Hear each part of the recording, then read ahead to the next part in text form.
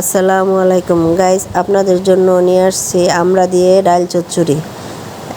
প্রথমে লবণ দিচ্ছি, হলুদের গুঁড়া, মরিচের গুঁড়া, রসুন বাটা, পেঁয়াজ কুচি, ধনিয়া পাতা কুচি, কাঁচামরিচ, টমেটো, তেল দিচ্ছি।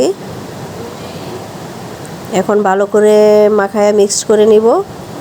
মিক্সড করে একটু পরিমাণ মতো পানি দিয়ে চুলাতে বসাবো।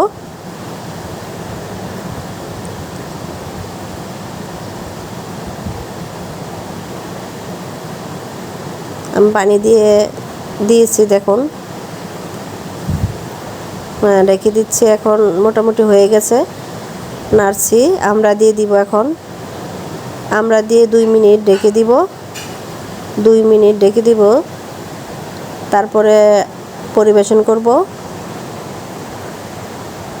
দেখুন কি সুস্বাদু রান্না আমরা দিয়ে ডাল চচ্চড়ি। আপনারা বাসায় তৈরি করে খেতে পারেন। অনেক মজাদার খাবার, শর্ট টাইমে রান্না হয়েছে। আসসালামু আলাইকুম। পরের ভিডিওতেও থাকবেন, আমার সবগুলো ভিডিও আপনারা দেখবেন, লাইক দিবেন।